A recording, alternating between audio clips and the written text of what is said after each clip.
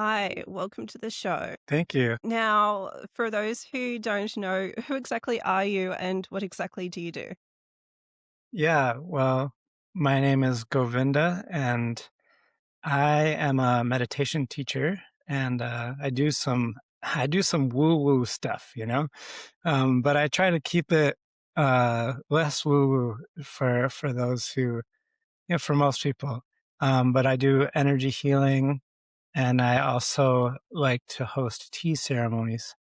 Um, I do also work as like a data analyst and programmer and work with health economists. So my brain can go in all the different directions and do whatever it needs to. But yeah, that's a little bit about what I do for my day to day. I was wondering about that. I was wondering what else you did aside from the woo woo. Now, I have seen so many spiritual leaders from various different schools of thought, different traditions, who are also quite mathematical.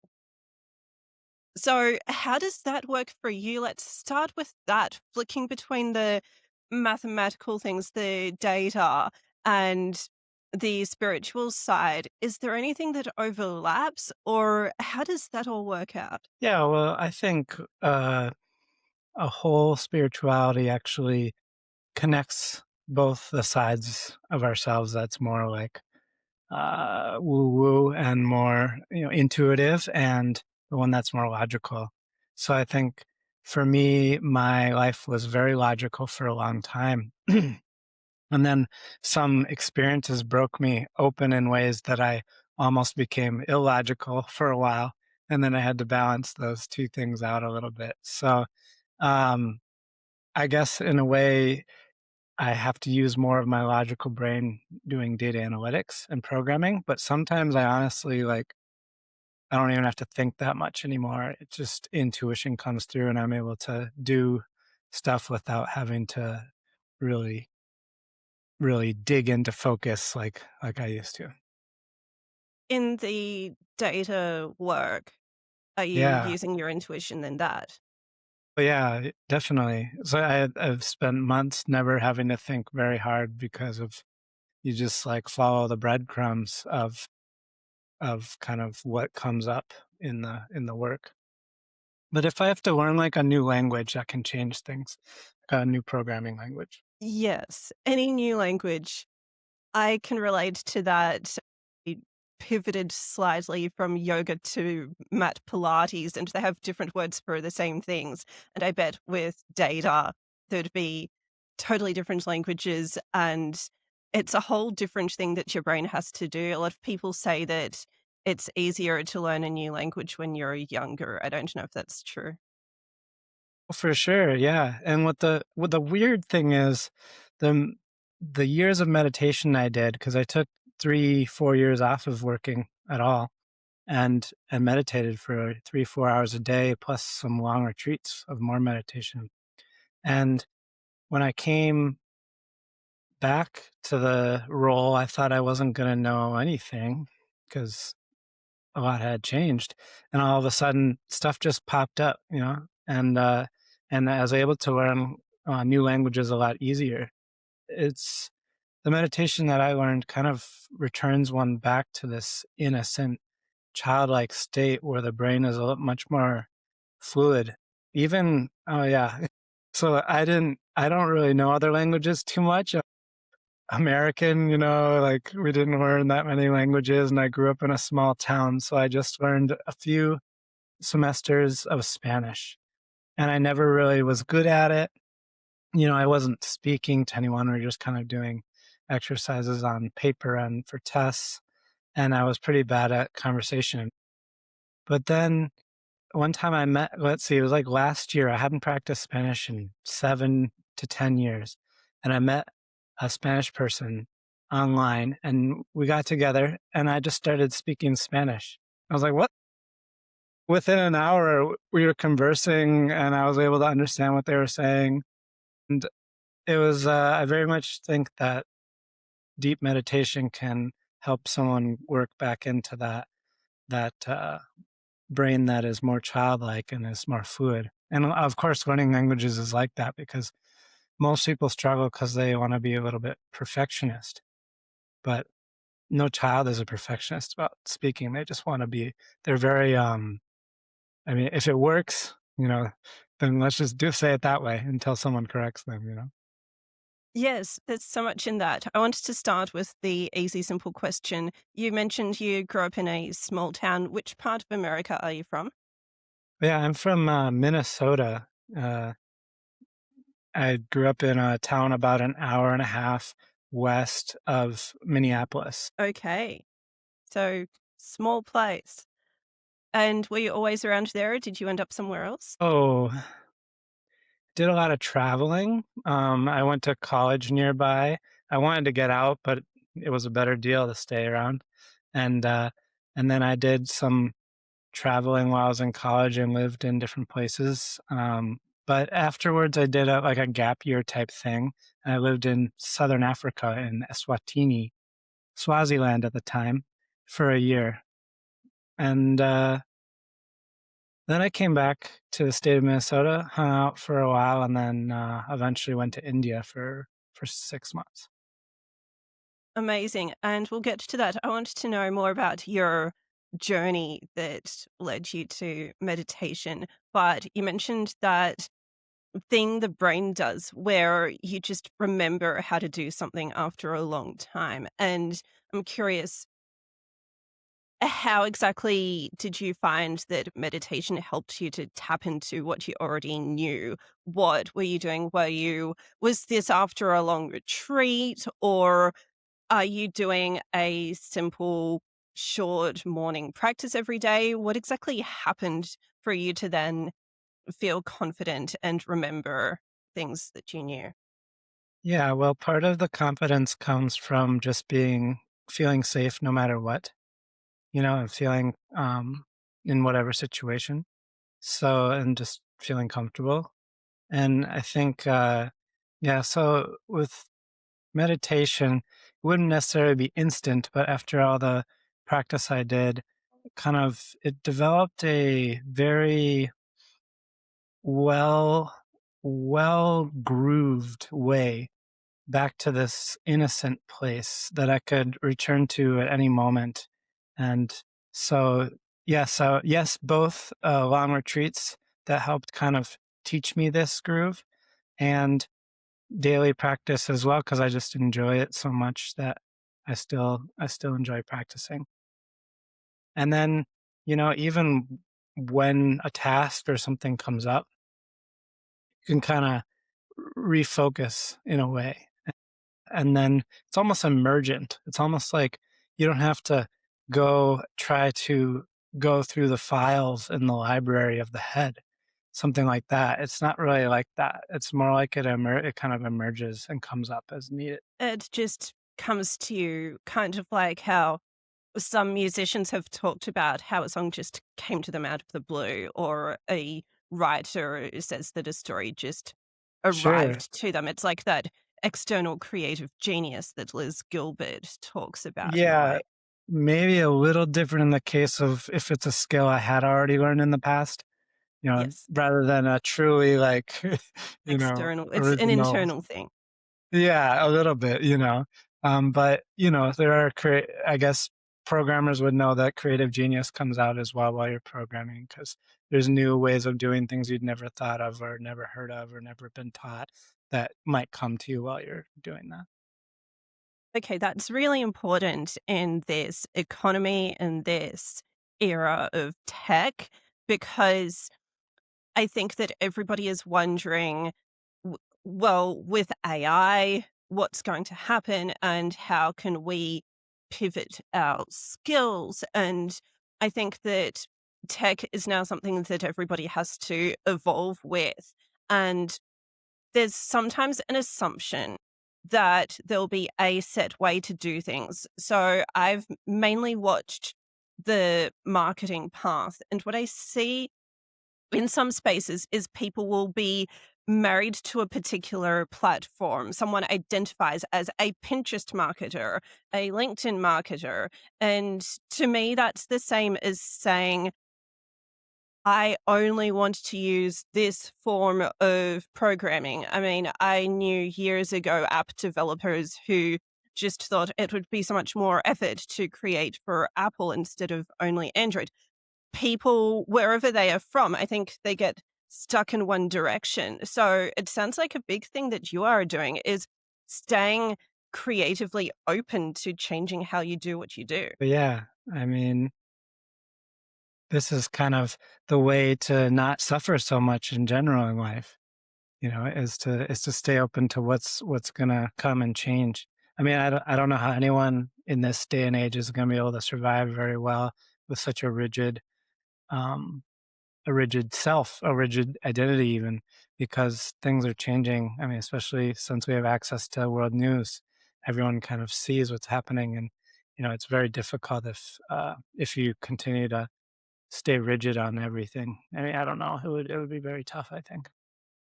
There's a point. Frankly, so much has happened in the news lately that we could talk all day about that. And at least the one thing I try to look for without trying to understand everything that's going on right now is at least how can we find literally some peace in all of this? Yeah. Well, it might be difficult to find it in the external world, to be honest. Um, and if you have some nature around you, something that just gives you 10 minutes to go walk around in or see if that's possible. Even if you have a place, there are usually birds gathered even in the urban areas somewhere, you'll find some birds, some those types of things can help. But of course, like I asked the same question in my life, even when things weren't as tough, I guess. And eventually it led to meditation and kind of, for me, meditation, a lot of people claim the other things help them too. Of course, yoga as well. But yeah. I know that some people will say they believe or perceive that they can't handle meditation. I Hmm. personally think that everybody can find some form of meditation. I grew up with a tradition that I won't completely identify with right now, but it had the phrase be still and know. And even that pause, I think everybody has a version of, okay, let's just stop for a moment. And so I'm wondering, what advice do you have to people who are sort of on the fence and wondering if they can meditate and if it's going to work for them? Well, I think they should find a meditation practice that does work for them. So if there is one that they've been trying and it's not really doing anything, well, they could switch. I found out pretty quickly that there's many types of meditation. Like this is and um, in terms of marketing, I guess meditation is almost seen as one thing. Sitting, letting thoughts come in, and just like watching them go by. Yeah, getting a mudra going. I like mudras, but you don't really need them. Um, but yeah, mudras, yeah, of course. And like I found eventually I started doing like somatic practices that helped me. I meditated through that, eventually body scanning is always a good thing. But What's trying that? different one, For body those who scanning, don't it's know. body scanning is simply like finding a comfortable position, could even be laying down. And then you just start in a particular part of your body, usually at one end or the other, either top of the head or bottom of the feet. And then you just think through those spots very easily, not with a lot of effort, and just see what comes up when you think through these spots, basically, and kind of scan through your body to see if there's any sort of, I don't know, hiccups, I guess, along the way. So that's body scanning. Yeah. It sounds a little bit like yoga nidra because I know in some forms of that people focus the attention on the tip of the finger and then the knuckle and so on. Is it kind of like that? I suppose. I didn't do it too much longer after I discovered some other ones, so I'm no expert at body scanning. I Okay, think which ones? maybe, yeah. Oh.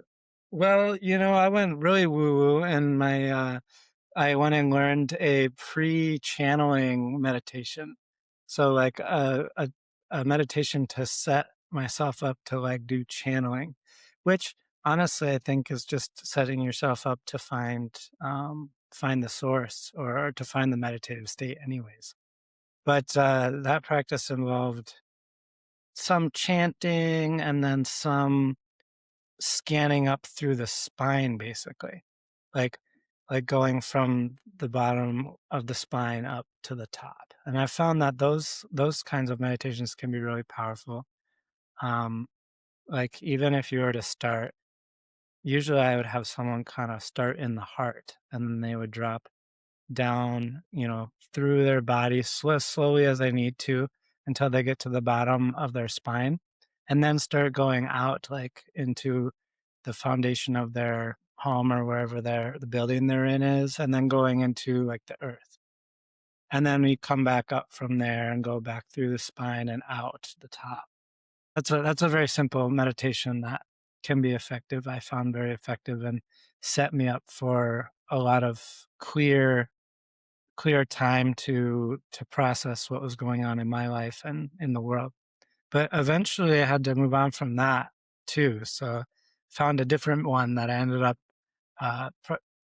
led the bulk of all my practice. And it's got a fun name called ascension meditation, but it could even be called descension meditation. It really helps someone fall deeply into their body, and it's an effortless practice. So it's an effortless um, mantra meditation. Effortless.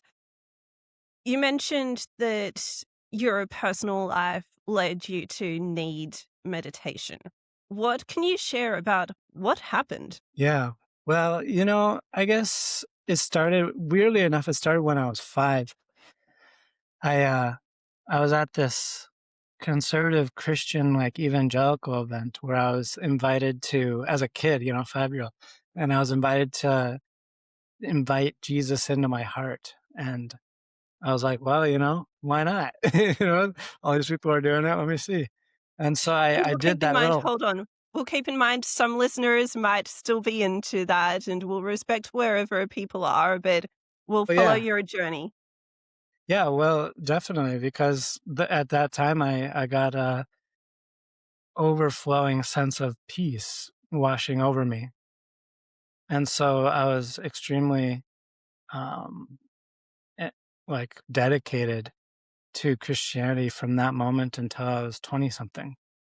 And, yeah, and I was, like, reading the Bible and all the time, and I was praying all the time. And eventually I, I kind of had to analyze for myself whether that was really the right path for me. And eventually I found it was just a little too constricting. And so I started to, I actually went, like, secular almost for a few months in my life. Few A part of months. my, A whole yeah, for a few few months. months. For like 6 months, I'd stopped thinking about God. Yeah, I don't know. My whole life was thinking about God, and, like, I had this thought when I was 13. I remember walking out into the street of my neighborhood and going, "Why, if eternity is something, like, if there exists eternity in this world, like, if there's this much time, there's millions and billions of years. What is the 70 odd years of this life? What am I supposed to do here? Like, is it just What's the random, point of it all? Yeah, like, like, and at that moment, the answer was, related to Christianity. But it did also have, at that moment, had some depression in there, which kind of asked, like, why would I even go on with 50 more? I was, like, 13 years old, like, 50 more, whatever, I don't know, 80 more years of this life if eternity is waiting, and why would I do that? And, so I was like, "Oh, like, heaven is coming up after." So, yeah, I guess what I found in meditation was a release from that experience of feeling separate from all things. And that was felt like drinking water.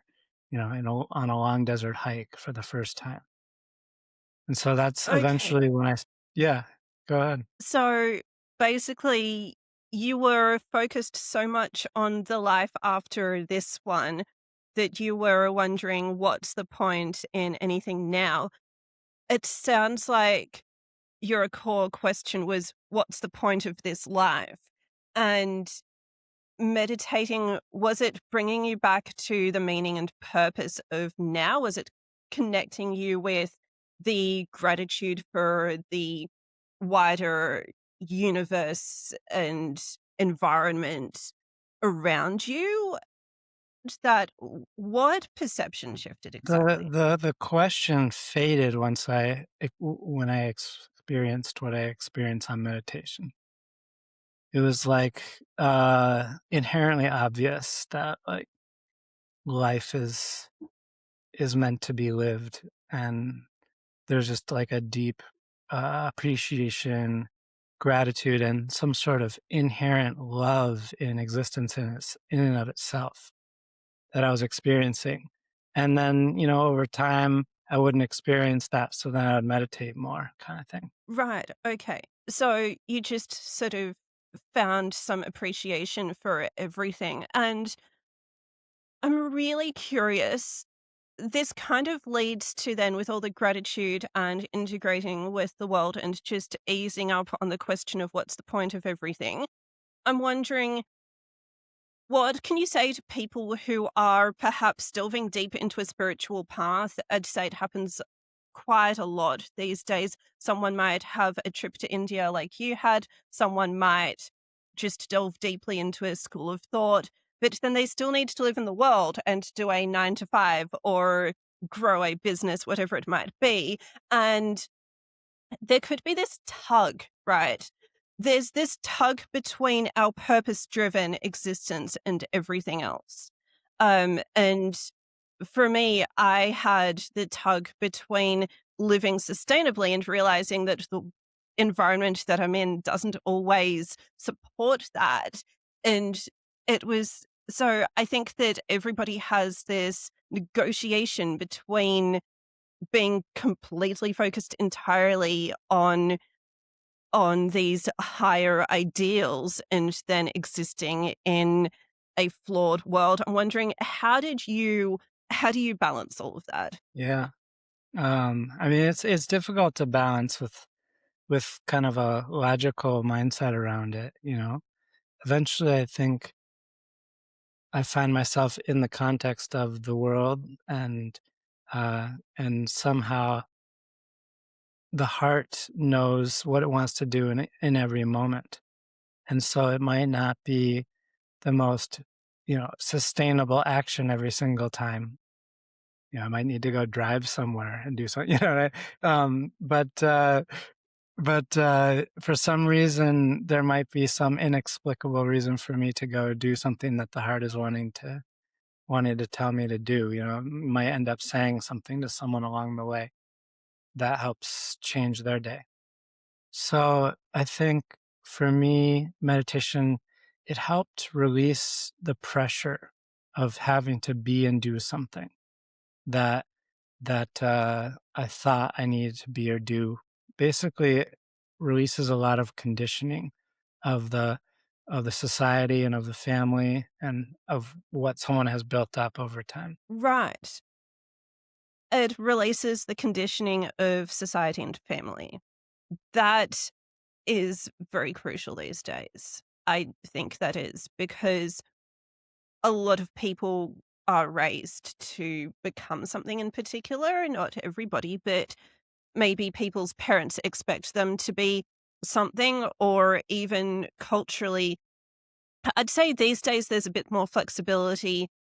A lot of people my age grew up thinking, do a 9 to 5 and that's it. And there's a big mindset shift going on now, for example, where a lot of people believe they need to do something to support themselves beyond a 9 to 5. So there are all these identity shifts. And it sounds like what you're saying is that meditation can help us to get freedom from the expected identities that other people, be it individuals or the culture we live in, it can free us up from those identities to figure out what actually feels right for us. Yeah. And even to feel the pressure of having to succeed or achieve something. At some level, I'm talking that there's an order of the universe that's happening without you being able to control it. And so meditation can help you tap into such an order where you start to see that, well, I'm not really in control as much as I thought I was. And that actually is a lot of freedom. It's a lot of release of like that need to do something. But of course, we're talking also people need to make money. So, you know, but I'm not saying someone just becomes some sort of lazy bum. It's more like you can literally watch the whole thing at play. You don't have to you might even just say the perfect thing, and all of a sudden you're in some sort of business meeting and you're making a deal. It's that kind of thing that can happen. You can say the perfect thing. But you wouldn't even know what it was. You wouldn't even be planning the perfect thing. But yeah, it's I think one can be in a 9 to 5 and still be spiritual and still be, connected. Now they might need a few years of break, rest, or something like I had. And that might be why they feel a tug to get out. But it doesn't mean they have to be fully gone from that life, forever. So, or maybe they can kind of walk the line and do it both. There are good practices out there where we call it being a householder, and a householder is someone who's got a meditative practice or a spiritual practice. Sometimes we call them sadhanas, and they can be doing this and be working and having kids and having a family, or doing whatever that stuff, that kind of thing. Yes, the break, the few years off, I feel very reassured hearing that you had that because I had a bit of a gap from doing mainstream forms of work. And I think it did seem very countercultural. And you hear some people online saying that they worried if they took a break, it would ruin their careers, things like that. And although although a lot of people read Eat, Pray, Love, that person, Liz Gilbert, was, I know I've referenced that twice, but I feel like the whole pilgrimage thing applies here. I'd say she was still paid to ride in that time.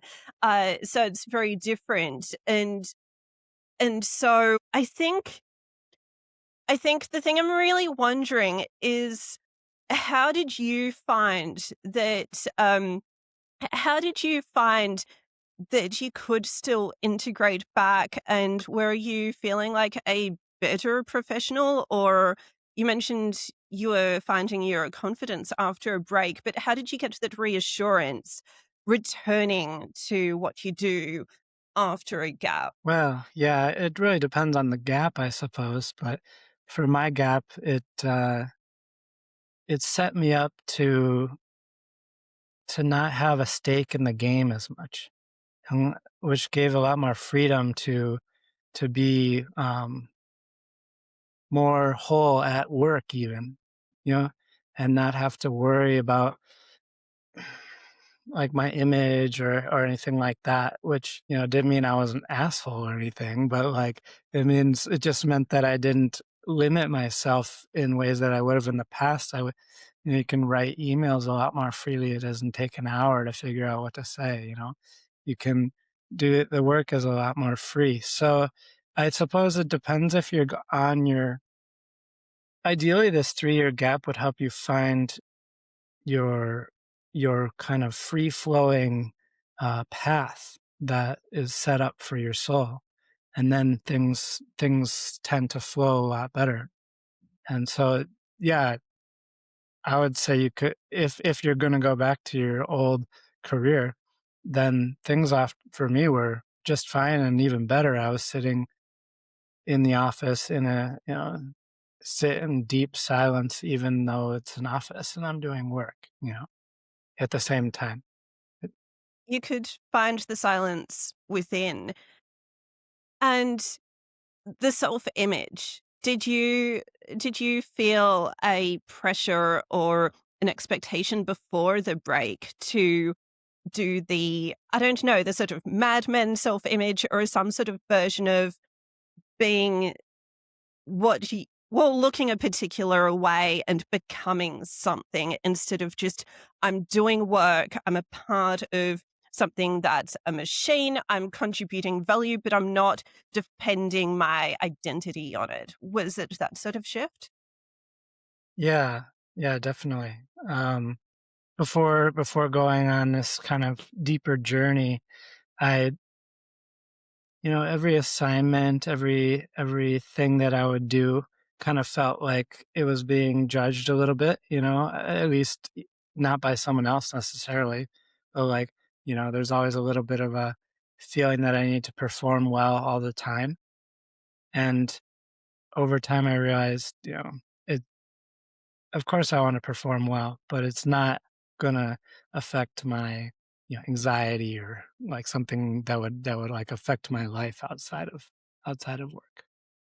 Do you think sometimes when we get high pressure work, there's a primitive part of us that senses or assumes that things are almost life or death, even though they are not. We have that sort of dependence on what we're doing.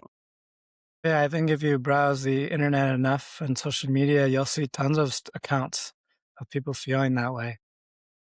Feeling that every little thing they do is a little bit is gonna like ruin their life or not.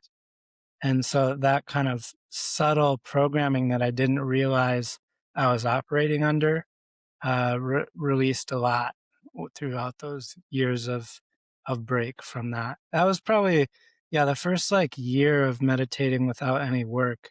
I just had to. A lot of thoughts went by around um, self worth related to work, and am I doing the right thing in society, and all these things that just kind of learned as almost subliminally up until my mid-20s. Those things came through very hard. Like, I mean, just imagine you go from like I was one of these straight A students. I was trying to get pre-med. I was trying to go to med school, that kind of thing. Going from that to like just sitting around every single day, like not doing anything. Like it was a big shift, and it was wonderful too. So much rest and eventually it was because I was meditating while I was working, doing a regular kind of 3 times a day practice. And that each session was getting so blissful and so wonderful that I wanted to go longer. And so I couldn't because I had to work. And so I eventually was like, well, I'll just quit work so I can just meditate longer. I don't want to have any limits on I don't want to put an alarm on. I don't want to do any of that. So, yeah. Okay, so part of this was you needed to get out and be in environments beyond the office. I would say a lot of people want that these days, and people have been searching for a version of that. Goodness, the last decade or two, there were schools of thought like the 4-hour work week, which is more of a figure of speech than literally what people should be doing. But there were all these versions of, FIRE, I forgot what that stands for, the freedom to do something, Yeah, that's something financially about retiring independent. early. Financial Yes. independence, retire early. So there are all these versions, so many, whether it's that or the traditional gap year. There's this longing for people to get beyond the fluorescent lights and the office. So it sounds like for you, a change of environment did help you to just look beyond the corporate and just look within, basically not being distracted by that for a bit of time. Do you think have you known some people who have achieved that return to fresh perspective without taking a whole few years? I don't know if I know anyone that's done that. Um, but Okay. yeah, you know, my generation, I think, also kind of sees some of the bullshit of corporate life, and so it's not necessarily the people around me are more similar to what I did than the other way around.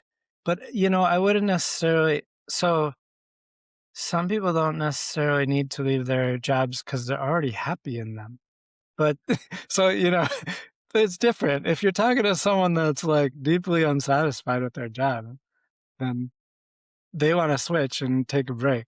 I mean, I tried the hardest. I had stuff happening when I started my job. That's when a lot of spiritual awakening started happening. It was only in my second month of my first job after my master's degree, Wow. and I I mean, I had taken a small dose of magic mushrooms, and like I yeah, not at my job, but with my friends, and I like left the universe on that, and then I came back, and then it just persisted for weeks, and I was going into the office, looking like just hanging out and experiencing deep bliss, like looking at the cubicle walls and just experiencing bliss off the walls. So I like walk to the break room and I look outside and see the sun peering over the trees, and I would just start crying.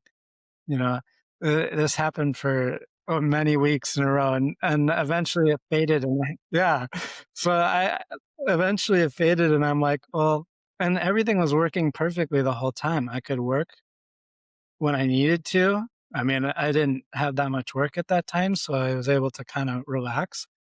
But when like I needed to do some analysis, I was just able to do it and then present it. It wasn't like I was incapable of working. But eventually for me, it was like, okay, I got to find a way to have this without some sort of, Mushroom. yeah, because I did do those for almost a year, every few months. And it was tough on the nervous system over time. But, but eventually I found a meditative practice that provided the very same environment without the harshness on the nervous system. Interesting. That's opening up a whole can of worms because most people at some point will turn to something external. And yes, those who are not pursuing an enlightened path might have a few drinks, whatever. But also, I had moments of, I'm so stressed, maybe a whole lot of essential oil will distract me from how I'm feeling, or whatever it might be. Do you think people do look for those external things? And I'm wondering, does it help a bit? But to some extent, is it just icing on the cake? All those bells and Every whistles. every person has to look for the external things until they aren't satisfied with them. That's part of the path is continuing to look externally until you finally decide, oh, it nothing out there is helping, like nothing. Even the most promised land of sex, basically. Even like that's got to be like the most promised land of all the things. Like even then, you're like, oh, this isn't really doing it. And so eventually, yeah, turning internally. Unless for some reason some people are already on a deep path without having to do that. Maybe I don't know what happened, but sometimes they're already living some sort of life that is evoking a deep sense of peace for them. I'm glad you said that because I want to very respectfully reference the religious followers that I saw very early on in life who are doing something meaningful and it's all good. But the thing that I struggled with very early on was that so many people felt rescued. And although some things had been stressful or traumatic within my personal life, to some extent, I was just wondering, I'm in the suburbs. What am I getting rescued from? I think it seems like some people need the great epiphany to find the spiritual meaning. Do you think that it really does? Do you think that the spiritual awakening really does come to some people after a bit of an identity crisis or some sort of other pivotal moment later on? Absolutely. Yeah, I mean, this would be the dark night of the soul, right? This is this is that deep sense of existential angst for life. You know, it drives one to search. And so, yeah, not everyone actually is going through that, and that's okay. But those who are, you know, eventually they're going to have to find out that like the external world is not offering that in general. Yeah, and of course, like I also found a lot of satisfaction through religion, and that's why I stayed. You know, that I just eventually found that the experience of God isn't um, it isn't bound within one of the religions. Like it doesn't really make sense that the infinite, like some sort of ultimate omni being, you know, all omnipotent, omnipresent um, being would be bound in within one thought system on the planet.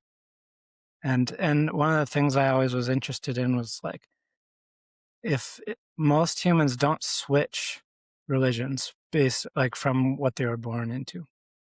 And so if most aren't, you know, switching, then like then only like the one you're born into, if that's the right one, then you got kind of lucky some level. And it just doesn't make that much sense to me. But but someone's experience on like being a Christian or being a Buddhist or being like a Muslim or something, you know, if they have experiences that are inexplicable, those are totally true. Like that's not wrong at all. No, no. It works for people wherever they are, and I think that I've found a lot more peace with knowing, okay, every tradition serves its purpose for its people. And I'm curious, did you see that within various religious traditions, there is some form of believing the divine is within you? And I'm wondering, with meditation, is it a way to tap into that divine, whatever people may call it, the divine within, instead of looking for all those external things like what we talked about? So, in that sense, meditation surely could overlap with all of these other traditions. But yeah, it's really nice to have meditation alongside any other tradition. Yeah, and I think like contemplative prayer for Christians is a very positive form of meditation. I mean, the issue we're running into a little bit here is I grew up in conservative American Christianity, which has a very knee jerk reaction to the word meditation. So Really? that's what, oh, yeah. They're What's happened? so, they're so anti, like they think they put out these like teachings that anything from the East is basically the devil. So you get all these people that get so afraid. And I guess if you have any listeners like that, I just say you don't have to worry about it. You just got to try things like, and this is why contemplative prayer is a good way to call it, because I would personally say that's also meditation. But, you know, when you have these kind of conditionings, knee jerk reactions to words, then got to be careful. But yeah, contemplative prayer in the is good. I think Muslims do their 5 prayers a day thing, which is pretty cool too. So, yeah. 5 would be, it's very disciplined.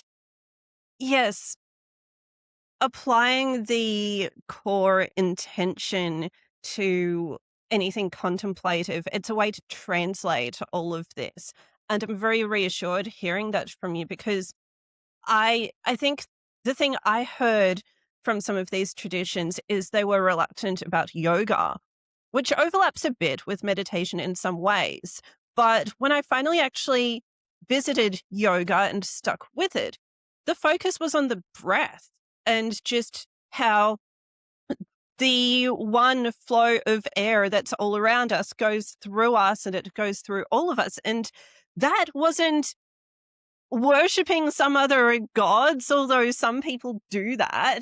And I also found online a Christian yoga teacher. So there is an overlap because people were able to apply those universal concepts of, okay, there's something that's all around us.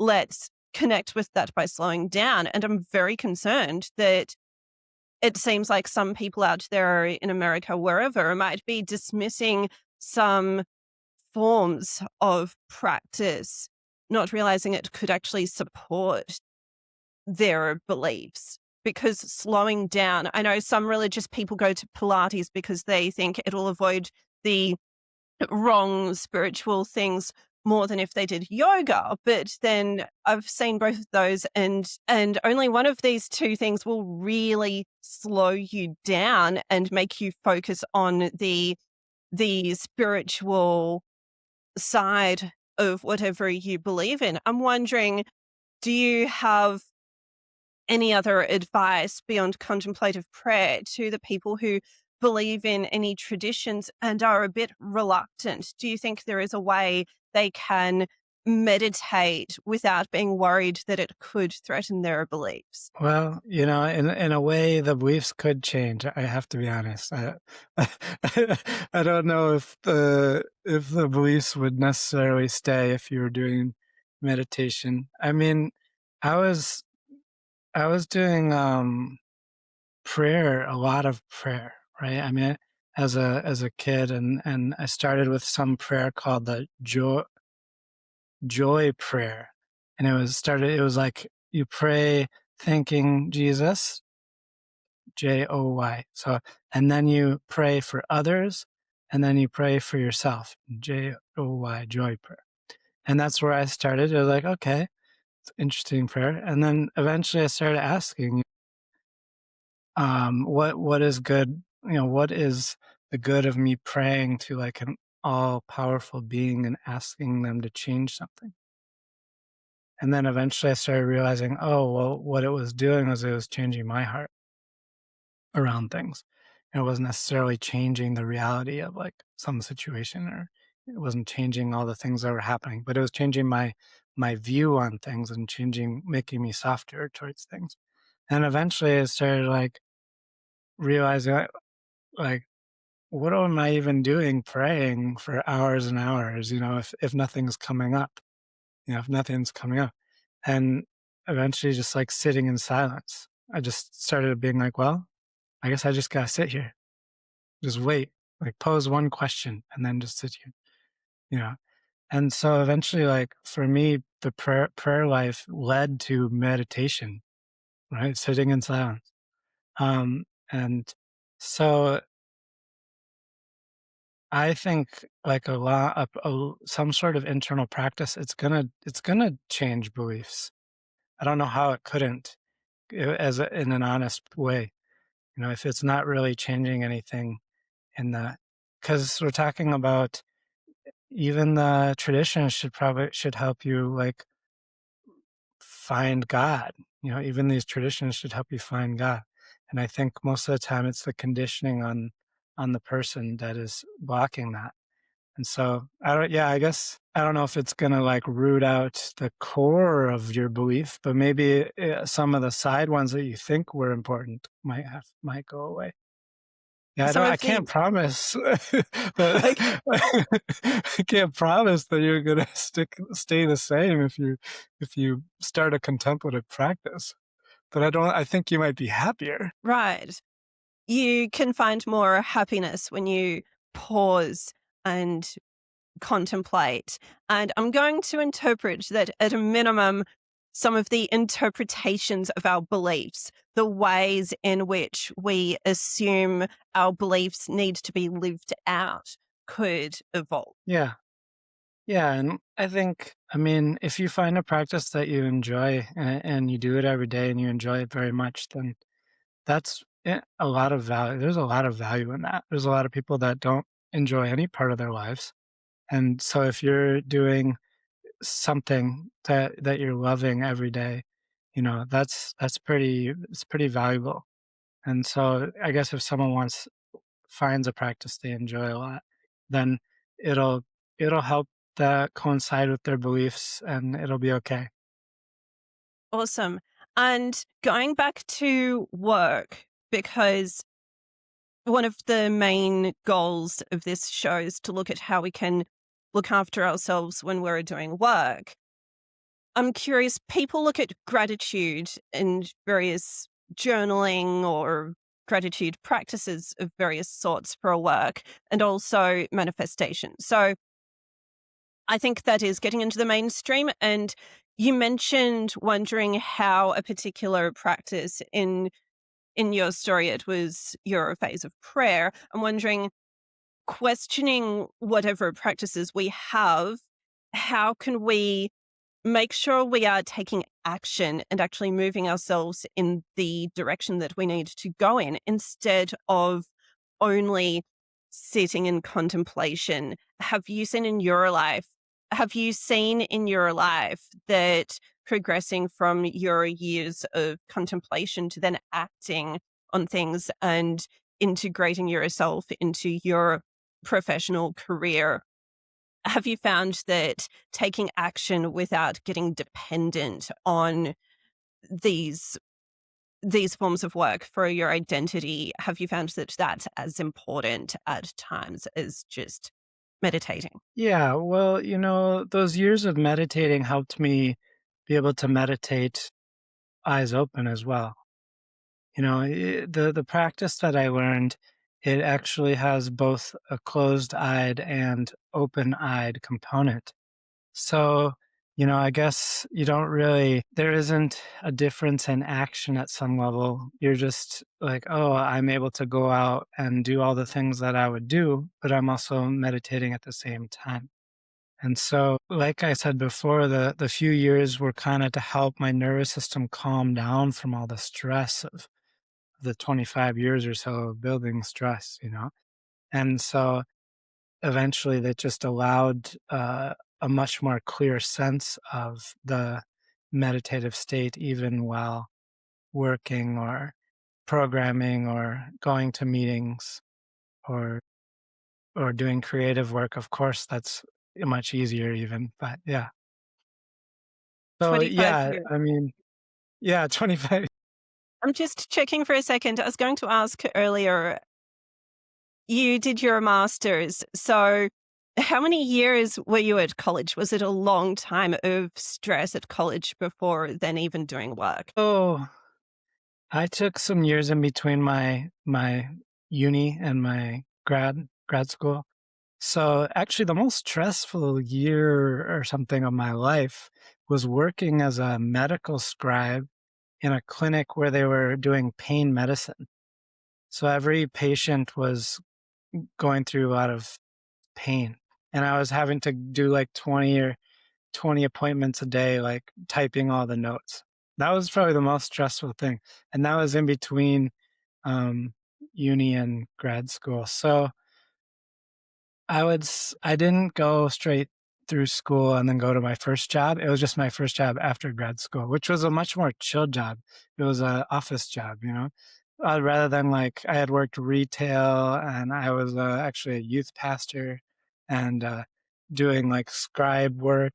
And then I went into grad school and then I started working as like a analyst at a health insurance company. So You were a youth pastor as well. Did you do a yeah. qualification for that? No, I didn't do a qualification for that. My qualification was being a Christian, I guess, and doing the year abroad in Swaziland. They liked that. So yeah. Right, right. That would have given you a lot of perspective being in another country for that long. But yeah, I So was in the rural part too, so it was wild. that's a whole story in itself. But getting back to everything, it sounds like it was very much as a grad when you're sitting in an office quietly wondering, okay, what's now? What now? What's the word of wisdom that you can share? What are three things? I love to wind up these chats with three things that everybody can do. Maybe they are new in their careers, or maybe they have been working for a long time, but wondering, okay, what's the point of everything? Or they're just trying to figure out who else can I be, anything like that. What do you suggest to everybody? Yeah, well, I would spend a little bit of time getting to know yourself if you haven't done that. You know, getting to know what makes you a little different than other people.